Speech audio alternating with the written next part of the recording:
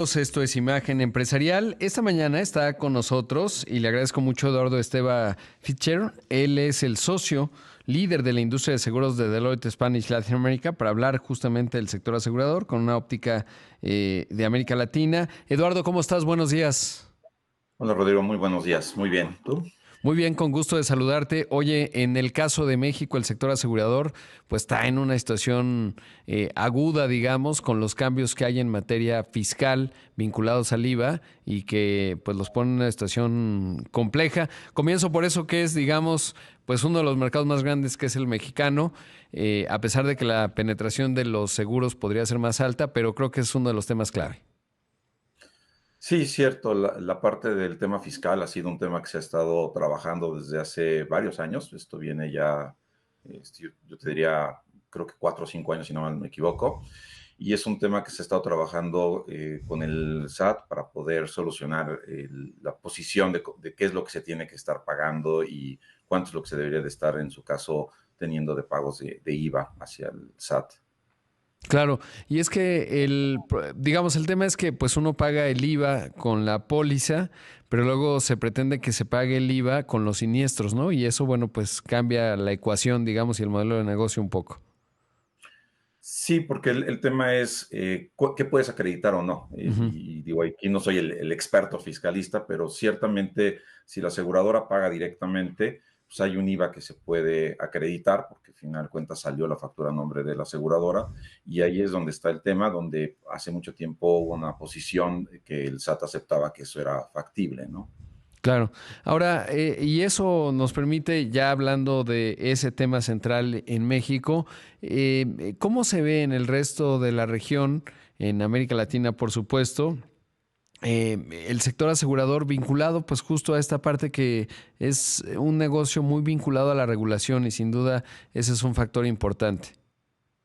Mira, es un sector muy regulado y en ese aspecto tienes que tener reservas que son, yo creo que para alguna persona que no ha entrado al sector asegurador, pues le puede sorprender que más o menos un 90% del pasivo de la aseguradora es para pagar los posibles siniestros que tenga presentes por los asegurados, ¿no? Entonces, eso es un gran reto y un gran reto en el sector, y yo te diría en diferentes, dependiendo del país que está haciendo, es cómo están esa regulación para poder llevarlos a tener un requerimiento de capital en base a riesgo y cómo debemos de tener esas reservas creadas, ¿no? Entonces yo creo que es un gran reto. México es de los líderes en ese aspecto de innovación. Está igual que en Europa, tenemos lo que se le llama Solvencia 2, que lo que hace Solvencia 2 está basado en riesgo y entonces todo va al consejo, el consejo responsable de todas las tomas de decisiones y permea esa posición de riesgo. O sea, es un tema que cualquier nivel de la compañía tiene que estar pensando en los posibles riesgos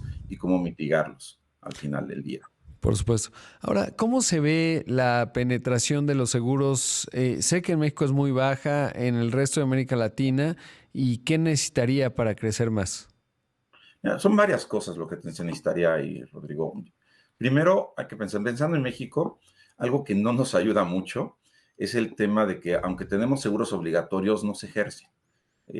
Podemos recordar el seguro de responsabilidad civil en autos, lo deberíamos de tener y se debería ser algo muy útil, porque ciertamente hay una cantidad importante de siniestros diarios en ese aspecto y pues si la persona no trae el seguro, pues se vuelve todavía un tema mucho más complicado para las personas que sufrieron el accidente, ¿no? Entonces, uno de ellos, pues bueno, ciertamente es esa parte, pero también otra realidad es que debemos de utilizar este tema de innovación y empezar a encontrar tecnologías que nos permitan llegar a más gente y poder cubrir sus necesidades. También dentro de esa misma parte es importante considerar que hay productos que debemos hacer con mayor detalle hacia ciertos nichos de mercados que hoy no lo estamos haciendo. Entonces ahí viene un reto muy importante que tiene el sector asegurador de poder llegar a esa gente con un producto mucho más accesible que cubra sus necesidades, ¿no? Por supuesto. Y es que además hay un componente mutualista, ¿no? Obviamente, entre más participen, pues más bajan los precios. Cuando está muy concentrado el mercado o es pequeño, pues eso no ayuda, digamos, a la distribución del riesgo y en parte eso lo explica. ¿Qué tanto es el papel de las compañías aseguradoras en función, pues por ejemplo, es muy común y probablemente tiene que ver con la fricción de las quejas en gastos médicos mayores, etcétera? ¿Cómo se ve esa parte del servicio y qué tanto es la percepción y qué tanto la realidad? Mira, yo creo que es un tema muy retante el que estás tocando, porque al final del día es una realidad lo que dices. Mientras más gente haya, se puede tener un mejor precio al final del día. Pero hay varios temas que afectan, ¿no? Por un lado, te afectan temas de fraude, se han ido detectando y que la tecnología nos está permitiendo poder cuidar mucho más para poder evitar tener un tema de un mayor costo para el asegurado y para la misma compañía, ¿no? Pero por otro lado, cuando hablas de cuidar, tenemos que aprender a cuidarnos. Entonces, algo que el sector asegurador a nivel internacional está empezando a moverse mucho más es a prevenir, ayudarte a prevenir. ¿Y qué significa prevenir? Estás hablando de gastos médicos. Por ejemplo, ir a un check-up, poderse ir, tener esta medicina preventiva que te permita en un momento dado detectar en forma temprana alguna enfermedad, que al final del día esto te ayuda a ti y al mismo seguro. ¿Por qué? Porque te puedes cuidar, puedes tener procedimientos mucho más fáciles de ir cuidando y que eso nos ayuda a cuidar ese costo, esa mutualidad que estabas mencionando. Por supuesto. Sí, vemos, por ejemplo, en el caso de Estados Unidos, ahorita está en el centro del reflector, pues lamentablemente con el asesinato del líder de una de las compañías aseguradoras y cómo esto pues se convierte en un tema muy politizado, obvio, y en un país como México, hoy digamos, pues la penetración de los servicios de seguros es muy baja, pero conforme el país, que hoy todavía es un país relativamente joven, una edad promedio de 30 años, pues vaya envejeciendo, como estamos viendo en otros países, justo Estados Unidos está en otra situación si lo vemos per cápita, pero otros países, ya vamos en los siguientes 10 años, va a ir creciendo el papel de los seguros, por ejemplo, de gastos médicos, ¿no? Y está en el interés del propio servicio público que pues vaya teniendo, que más personas vayan participando. Esto va ayudando también a la estructura de costos, va generando un ecosistema más grande porque lo vamos a necesitar como país o de otra forma, como ya también lo vemos en el sector salud público, pues va a estar bajo mucho nivel de estrés independientemente de los hierros o decisiones erradas que a veces se toman. Más allá de ello, estructuralmente vamos hacia un escenario de mucha presión y ahí el sector asegurador tiene mucho que decir. Pero también algo importante que tenemos que estar considerando es que tenemos que saber qué compramos. Lamentablemente el sector asegurador es un sector donde tú estás comprando un bien intangible. Entonces, se vuelve un reto importante el que sepas qué compraste, qué estás cubriendo, qué me cubre. Lamentablemente tuvimos experiencias en la pandemia donde la gente criticaba al sector asegurador porque no entraban al hospital y la aseguradora no es responsable de que el hospital tenga camas. La aseguradora es responsable de pagarte el Uh -huh. resarcimiento de la salud. Entonces, tenemos también un tema de educar a las personas y también nosotros como usuarios aprender a usarlo y saber qué es lo que estamos contratando. Incluso, por ejemplo, en el seguro de automóviles, puedes encontrarte compañías con las cuales te parece el costo, parece muy bonito y te vas muchas veces por el costo, pero de repente tienes el siniestro y descubres que como compraste un seguro con un costo muy barato, tiene ciertas limitantes y una de esas limitantes a lo mejor es solamente el que contrató el seguro es el que está cubierto. Entonces, si lo está manejando la esposa o el hijo, por decir algo, pues no le pagan el seguro porque estaba limitado, pero no leemos las condiciones. Entonces, también es un tema de educación y saber qué estamos comprando. Y me queda claro, el seguro no es un producto sencillo porque Claro. hasta que estás en el momento del siniestro es cuando realmente acabas de entender que sí, que no, y son muchos detalles que hay que cuidar, ¿no? Entonces, eso también pues, nos obliga a educarnos un poco más y el sector está muy preocupado en poder educar al sector, ahora sí a la población para que sepan qué es lo que tienen de producto. Sí, eso es clave y la fuerza de venta, ¿no? Obvio, porque a veces también muchos de los agentes en el afán de vender, pues te dicen, sí, sí, firma aquí, todo va a estar bien y esas letras pequeñas o esas condiciones que el usuario, pues responsablemente, que es el que está comprando, tendría que ver, pero obviamente asesorado, que es la idea, por un experto, un agente, pues también ahí son dos componentes de la ecuación muy importantes. Con minutos esta mañana está con nosotros Eduardo Esteva Fischer. Él es el socio líder de la industria de seguros de Deloitte Spanish Latin America. Eduardo, y antes del corte hablábamos, bueno, primero preguntarte cómo se ve la región, cuáles son las diferencias. ¿Hay un país que tenga mejores niveles o que destaque en América Latina? Mira, yo creo que cada país va teniendo su situación, ¿no? Yo te diría, Centroamérica en gran parte todavía trae temas de regulación que tienen que ir mejorando para llegar a Solvencia 2.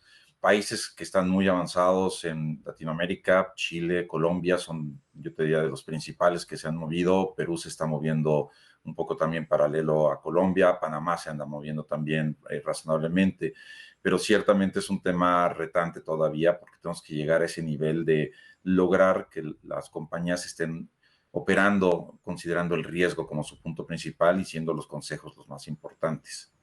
Por supuesto. Ahora, uno de los temas, y lo observamos cuando hay huracanes, cuando hay inundaciones, incluso terremotos, pues es la baja penetración que hay, es bajísima en el seguro de casa-habitación, es decir, el asegurar una propiedad no es muy común. Cuando uno ve, por ejemplo, obvio, Estados Unidos, pues, es uno de los países que tiene más seguros por habitante, si no me falla la memoria, deben andar 7 u 8 por habitante, 7 seguros, y que pues van poniendo en el precio del seguro, que es obligatorio para una casa, que es parte de lo que mencionabas al inicio de la entrevista como uno de los factores que puede ayudar a impulsar la penetración de los seguros, por una lógica simple, ¿no? Porque si no, el Estado acaba incurriendo en mayores costos cuando viene una inundación, por ejemplo, un huracán en Florida, y es así que hoy la realidad del cambio climático pues lleva a que las primas de seguros de ciertas zonas se hacen carísimas, pero pues de alguna suerte están generando los incentivos para que esas personas no estén en zonas riesgosas.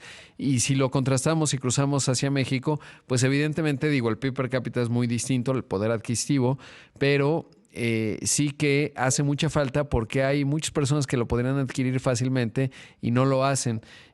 ¿Cómo ves este otro componente de los seguros que también es muy relevante y que podría ayudar a mitigar, sobre todo en un escenario de cambio climático en donde vemos cada vez efectos pues más fuertes en términos de las viviendas? Mira, yo creo que aquí debemos de considerar un tema importante. Regresamos al seguro obligatorio. Todo lo que, de acuerdo a la normativa o la regulación que se tiene en México y también hay en otros países, cuando tienes un edificio, cuando estás en un conjunto, deberías de tener un seguro para poder cubrir por lo menos responsabilidad civil. Y la realidad es que no se tiene casi, y eso es triste, ¿no? Y cuando vienen los huracanes es cuando te fijas o cuando tienes los accidentes, ¿no? Por ejemplo, ahorita comentabas la parte climática y tomando datos aquí de la Asociación Mexicana de Instituciones de Seguros, los tres siniestros más grandes que ha tenido México donde el sector asegurador ha pagado, el número uno es el de COVID, es indudablemente, donde más se ha pagado. Después viene el huracán Wilma en el 2005, que fueron más o menos en millones de dólares, 3.189 millones. Y el de Otis que vivimos, pensando que es un corte el 1 de noviembre del 24, fueron 2.782 millones que pagó el sector asegurador. Y eso, pues, ciertamente tenía muchos montos, muchas casas, muchos edificios, muchos hoteles que no tenían el seguro y pues, están teniendo muchos problemas. Incluso el reconstruir no ha sido nada fácil después de considerando la siguiente tormenta que tuvimos este año, ¿no? Entonces, yo creo que en estos aspectos se vuelve muy importante el que tengamos un seguro y volvemos a la educación y volvemos a tenerlo. O sea, ciertamente debemos de tener esa educación de poder reservarlo. Ahora, tenemos que tener un precio adecuado, tenemos que tener una cobertura adecuada. A lo mejor el tema es importante es, oye, quiero nada más cubrirme para este tipo de productos, para este tipo de coberturas, perdón, más que productos. Y entonces, tener esa flexibilidad de decirte, ok, te voy a cubrir incendio para un monto chiquito, pero el huracán, si estás en una zona, vale, te va a tocar esta cobertura y en esto te quedaría un costo mucho más adecuado que tener simplemente el paquete tradicional, ¿no? Entonces también ese es uno de los temas importantes que el sector está trabajando en ser más flexible en los productos que está ofreciendo. Claro, sí, es bien importante esto y lo vemos, ¿no? Porque ahora justo en Acapulco había condominios que sí tienen el seguro, pero si no todos lo tienen se vuelve muy complicado aplicarlo porque entonces pues va a ser difícil que el edificio esté en condiciones si no todos tenían un seguro y ahí viene la obligatoriedad, sobre todo en ciertos segmentos, ¿no? Y luego revisar muy bien, también lo mencionabas hace un rato que me parece fundamental como consumidores, pues cuáles son las condiciones, porque a veces se piensa que el crédito hipotecario ya te aseguró la propiedad y lo que está asegurando, a veces sí, a veces es el financiamiento financiamiento. Y entonces viene, pues lo que queda pagado es el financiamiento, pero tú no tienes vivienda.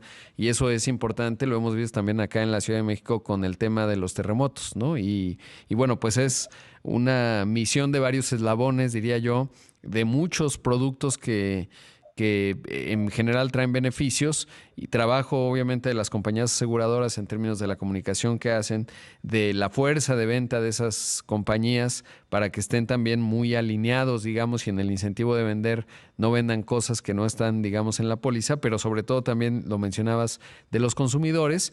Y una cuarta capa que lo agrupa todo, pues es el gobierno, ¿no? En términos de poder lograr que haya cierta obligatoriedad, sobre todo, por ejemplo, en el tema de automóviles, porque vienen los accidentes y pues si el coche que te choca o el que está en un siniestro no tiene seguro, pues se vuelve un problema y con daños a todos, ¿no? Incluso a la nación. Porque al final nadie, en el caso muy particular, pues alguien que te dice, oh, pues no tengo seguro, pues va a tener que ir al Ministerio Público, pues nadie quiere eso, ¿no? Pero al final pues se van generando daños agregados que nadie paga y que le generan daños a todos los involucrados y se resolvería con un seguro que no necesariamente va a ser tan prohibitivo en términos del precio. Eso es correcto. Y sabes qué, yo te daría un tip que yo normalmente hago cuando reviso un programa de seguros para una compañía, es que yo lo primero que leo son las exclusiones. Y hay veces que tienes exclusiones y hay veces que tienes exclusiones, pero que pueden ser cubiertas bajo convenio expreso. Y Ah, muchas veces las de convenio expreso ni siquiera tienen un costo adicional, simplemente las tengo que pedir.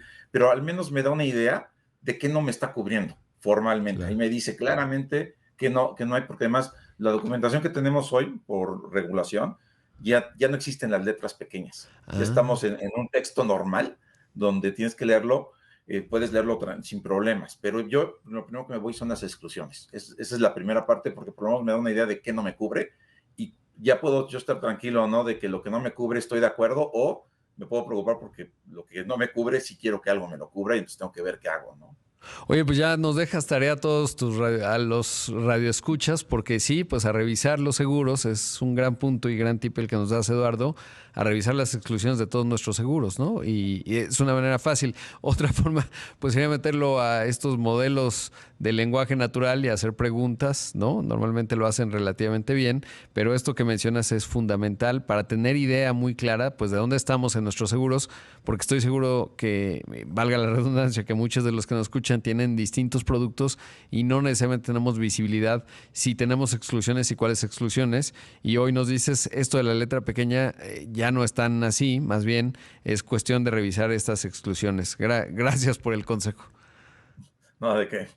Eduardo, ¿algo más que vale la pena destacar del sector y sobre todo pues de lo que hemos estado hablando esta mañana? Mira, yo creo que lo que hay que destacar mucho es que el sector se está volviendo mucho más centrado en el cliente. Es algo que es una preocupación y creo que hemos visto avances importantes donde me ha tocado ver casos donde las aseguradoras ya no solamente están en ese momento, yo a veces le digo que son los momentos difíciles porque es o cuando pagas la prima o cuando tienes el siniestro, ¿no? Sino que se preocupan por estar en temas de ayudarte, oye, necesité un plomero, te pedí un apoyo y entonces ya te hablan para validar que el plomero llegó, que todo está bien. Entonces el sector asegurador se está volcando mucho a tener esa atención hacia el asegurado. Entonces yo creo que eso es un gran punto donde estamos trabajando y que se espera ver un gran beneficio porque entonces la gente va a tenerle más sensibilidad a que las aseguradoras están para apoyarlos al final del día. Sí, creo que es claro, y creo que es un sector que México y América Latina necesitan, por lo que ya hemos hablado ampliamente en distintos componentes, eslabones y de muchos beneficios para todos, para la sociedad. Y como bien lo decías también desde el punto de vista regulatorio, lo que se ha hecho muy bien también es la parte que haya solvencia de todas estas instituciones y eso es fundamental. Muchas gracias, Eduardo. Gracias por el Nada más tip y gracias por la te entrevista. agregaría un Sí, punto, nada más en eso. El sector asegurador también es muy importante desde el punto de vista de la cantidad de papel gubernamental claro. donde tiene invertidas sus reservas. Es realmente, yo creo que es, no tengo el dato, pero no dudaría que esté entre los tres más importantes Sí. sectores que invierten en papel gubernamental. Seguro que sí. Ahí ya no hablamos tanto de los planes de pensiones, pero que también es fundamental en un país que tiene un sector informal laboral del 54%. Pero bueno, es un tema larguísimo. Eduardo, muchas gracias. No, gracias a ti. Muy buen día. Ahí escuchamos a Eduardo Esteva Fischer, es socio líder de la industria de seguros de Deloitte Spanish Latin America.